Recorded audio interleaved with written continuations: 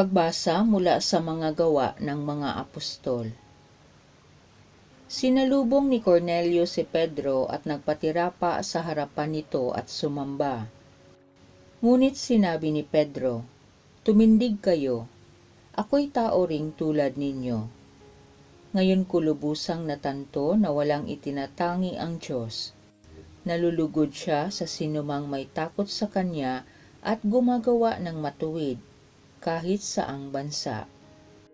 Nagsasalita pa si Pedro nang bumaba ang Espiritu Santo sa mga nakikinig ng salita. Namangha ang mga mananampalatayang Hudyo na kasama ni Pedro, sapagkat ang mga ito ay pinagkalooban din ng Espiritu Santo. Narinig nila ang mga hintil na nagsasalita sa iba't ibang wika at nagpupuri sa Diyos.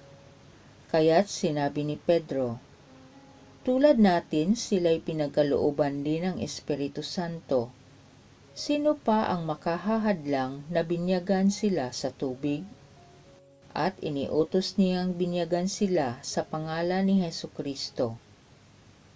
Pagkatapos, hiniling nila kay Pedro na manatili roon ng ilang araw. Ang salita ng Diyos. Panginoong nagliligtas sa tanang bansay na hayag. Umawit ng bagong awit at sa puon ay ialay, pagkat yaong ginawa niya ay kahanga-hangang tunay. Sa sariling lakas niya at taglay na kabanalan, walang hirap na natamo yaong hangad na tagumpay. Panginoong nagliligtas sa tanang bansay na hayag. Ang tagumpay niyang ito'y siya na rin ang naghayag, sa harap ng mga bansay na hayag ang pagliligtas. Ang pangako sa Israel, lubos niyang tinutupad. Panginoong nagliligtas sa tanang bansay na hayag. Tapat siya sa kanila at ang pag-ibig ay wagas. Ang tagumpay ng ating Diyos kahit saan ay namalas. Magkaingay na may galak, yaong lahat sa daigdig. Ang puon ay buong galak na purihin sa pag-awit.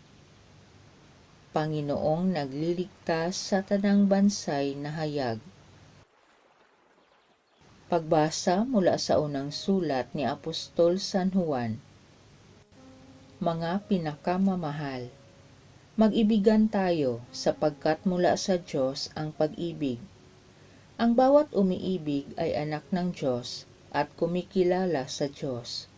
Ang hindi umiibig ay hindi kumikilala sa Diyos, sapagkat ang Diyos ay pag-ibig. Inihayag ng Diyos ang kanyang pag-ibig sa atin nang suguin niya ang kanyang bugtong na anak upang magkaroon tayo ng buhay sa pamamagitan niya. Ito ang pag-ibig. Hindi sa inibig natin ang Diyos, kundi tayo ang inibig niya at sinugo ang kanyang anak upang maging handog sa ikapagpapatawad ng ating mga kasalanan. Ang salita ng Diyos. Ang sa akin ay nagmamahal, tutupad sa aking aral. Ama at ako ay mananahan. Ang mabuting balita ng Panginoon ayon kay San Juan. Noong panahong iyon, sinabi ni Jesus sa kanyang mga alagad, "Kung paanong iniibig ako ng Ama, gayon din naman iniibig ko kayo. Manatili kayo sa aking pag-ibig. Kung tinutupad ninyo ang aking mga utos, mananatili kayo sa aking pag-ibig. Tulad ko, tinutupad ko ang mga utos ng aking Ama at ako'y nananatili sa kanyang pag-ibig.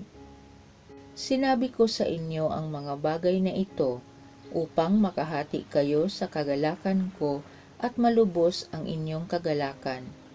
Ito ang aking utos, mag-ibigan kayo gaya ng pag-ibig ko sa inyo. Walang pag-ibig na hihigit pa sa pag-ibig ng isang taong nag-aalay ng kanyang buhay para sa kanyang mga kaibigan. Kayo'y mga kaibigan ko kung tinutupad ninyo ang mga utos ko. Hindi ko na kayo inaaring alipin, sapagkat hindi alam ng alipin ang ginagawa ng kaniyang Panginoon.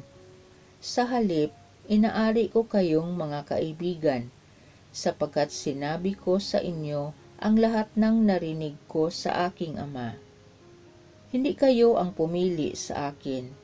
Ako ang pumili at humirang sa inyo, upang kayo'y humayo at mamunga, at manatili ang inyong bunga.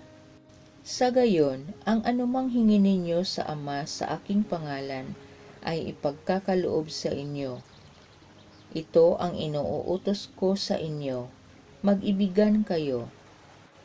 Ang mabuting balita ng Panginoon.